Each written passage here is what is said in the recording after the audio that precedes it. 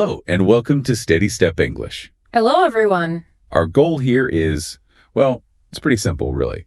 We want to help you learn English step by step. With patience and calm. Exactly. We believe that rushing can lead to mistakes, but, pausing, that leads to understanding. I'm here to learn alongside you. Sometimes English feels like a really fast race. It's nice to slow down and actually look at the words we're using. Today, we have a very practical and sometimes a stressful topic. Oh. We're going to talk about shopping and returns, specifically how to handle that situation when you buy something, but it's broken, or maybe you just don't like it. This is actually a difficult topic for me. In my own culture, returning an item can feel, rude. It feels like I'm telling the shop owner they made a mistake. Is it considered rude in English-speaking countries? That is a fascinating question. In places like the United States or the UK, returning something is a normal part of business. It really isn't personal. Ah.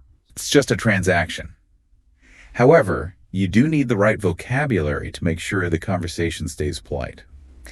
So the goal is to be firm about what I want, but polite in how I say it. Exactly. To help us learn, let's use a story. I want you to imagine a situation. Okay. Picture this. You went to a store yesterday and you bought a blue shirt. You took it home. You were excited, but then you saw a problem. Now you're driving back to the store. How do you feel?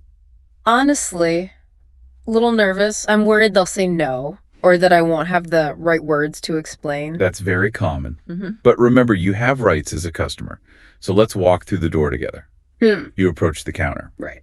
The most important thing here is your body language. You want to make eye contact, use a warm voice. Okay.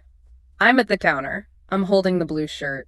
How do I start without sounding, aggressive? You can start with a standard opening phrase. You could say something like, "I'd like to return this, please." I'd like to return this, please. Okay, that seems easy enough. But usually the cashier immediately asks for proof. They want the receipt. Yes. The receipt is the paper that proves you bought the item. In the best case, you have it right in your hand. You just say, "Yes, here's the receipt." But let's be realistic. I'm not always that organized. What if I lost the paper? If I just say I don't have it? It sounds a bit blunt, doesn't it? That's a great insight. Yes. We use a specific phrase to soften bad news like that. We say, "I'm afraid." I'm afraid, like I'm scared. Not exactly. In this context, it means, "I'm sorry to tell you this." It signals that you're not trying to be difficult. So you say, "I'm afraid I don't have the receipt." I'm afraid I don't have the receipt. I like that. It feels much more polite. Okay, so we've started the conversation. Now they need to know what's wrong with the shirt. Correct. You need to give a reason for return. So let's go back to our story. Why are we returning this shirt? Let's say there's a manufacturing problem. It's broken. Okay. The professional word for this is defective. Defective. That is a strong word. It is. It means the product was made poorly. You can say it's defective. But usually with clothing, we're a bit more specific. Right. For a shirt, maybe there's a hole in the fabric. Or a button is missing. Exactly. So you would say there is a hole near the collar, or there is a stain on the sleeve. Just be clear and point to the problem. Okay. But what if the shirt is perfect? What if the problem is me? Maybe I tried it on at home and it's just too small. That's probably the most common reason for returns. In that case, you can simply say it's the wrong size, or even just it doesn't fit. It doesn't fit. Easy. Now, let's try a harder one. What if it fits and it isn't broken, but I just decided I don't want it anymore? Maybe the color looks bad on me. This is where those cultural differences can come in. In many Western stores, this is perfectly fine. The phrase you want is, "I changed my mind." I changed my mind, and that's a valid reason. Usually, yes. Or you could say, "It's not really my style." It's not really my style. I see. Before we move on, I have a question about online shopping. I buy a lot of things on the internet, and sometimes the photo looks amazing, but the real item is terrible. That is so frustrating. Yeah. And there's a kind of magic phrase you should use here. If you just say you don't like it, you might have to pay for shipping. But if you say it doesn't match the description, the store often pays for the return. Oh, that is a very useful tip. It doesn't match the description. I'll remember that. Okay, so I've explained the problem. Now I want a solution. Right. And there are three main solutions: a refund, an exchange, and store credit. We need to be really clear on the difference. A refund is what I usually want. That means I get my money back, right? Yes. A refund puts the money back in your pocket. You can ask, can I get a full refund? And an exchange is swapping it, like swapping the small blue shirt for a medium blue shirt. Exactly. You'd ask, can I exchange this for a different size? But now let's talk about the trap. Let's talk about store credit. A trap? Why do you call it a trap? Because store credit isn't real cash. It's a voucher or a gift card that you can only use at that specific store. If you accept it, they keep your money. You're locked in. I see. So if I want to buy lunch, I can't use the store credit. Okay. So imagine the cashier says, we can give you store credit for this. How do I politely say no? You need to be firm, but polite.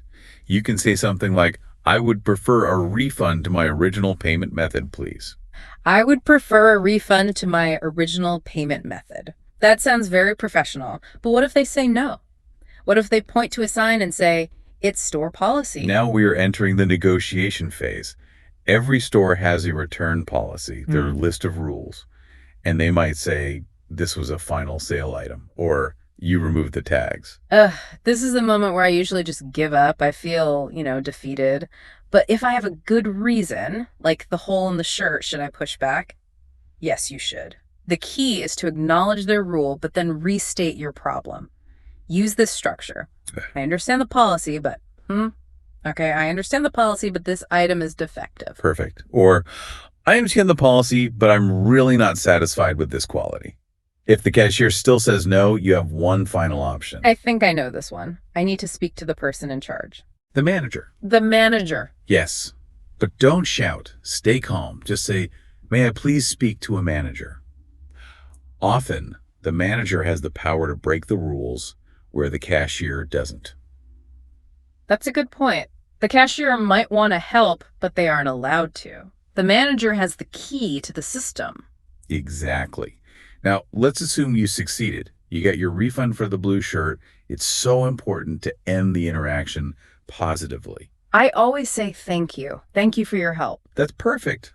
Or if you want to be even friendlier, you could say, I appreciate your help sorting this out. And what if I failed? What if I'm walking away with the broken shirt and no money? I'm probably pretty angry. Even then, try to keep your dignity. You can say, I'm disappointed, but I understand. Then you can ask for documentation. Can I have your name and the customer service number? This shows you might complain later. That's very useful advice. It makes me feel much more confident about returning that imaginary blue shirt. I'm glad to hear that. Yeah. We have covered a lot today. Let's slow down even more now. I want to summarize the key steps for a successful return. First, begin with a polite opening, like, I'd like to return this, and if you can, have your receipt ready. Second, clearly state if the item is defective or if it's simply the wrong size. Third, be very clear about whether you want a full refund or an exchange for another item. And finally, if you face a problem with the store policy, use that phrase, I understand the policy, but to negotiate firmly. That summary really helps organize the steps in my mind. It's much clearer now. Wonderful. Now, to help reinforce what we've learned, it is time for our vocabulary word tour. I'm ready. Let's define them. We have selected 10 essential words from this episode. Word number 1, refund. That's the money given back to you after you return something. I asked for a refund because the shoes were too small. Word number 2, receipt. The receipt is the paper proof that shows what you bought and when you bought it. Please keep your receipt in your wallet in case you need to return the item. Word number 3, defective. This means something that is broken or has a manufacturing mistake. The toaster is defective. It burns the bread immediately. Word number 4, exchange. To exchange is to trade one item for a different item. I want to exchange this red shirt for the blue one. Word number 5, store credit. Store credit is a voucher or a balance that can only be used at that specific shop. The store would not give me cash, so I accepted store credit instead. Word number 6, policies. A policy is the official set of rules for a company or a store. The return policy states that you must return items within 14 days. Word number 7, restocking fee. A restocking fee is a small charge you must pay to the store when you return an item. I was surprised that there was a $10 restocking fee for the camera. Word number 8, manager. The manager is the person who is in charge of the store and leads the staff. The cashier could not solve the problem, so she called the manager. Word number 9, disappointed. Disappointed is a feeling of sadness because something was not as good as you expected. I was disappointed with the service at the clothing store. And word number 10, purchase. A purchase is simply something that you have bought. Thank you for your purchase. Have a nice day. That's it for today. Remember, every minute you spend listening is a step closer to fluency. If you enjoyed this lesson, please subscribe and join our learning community. Before you go, I have a challenge for you. Write one new word you learned today in the comment field below. I will see you at our next episode at SteadyStep English.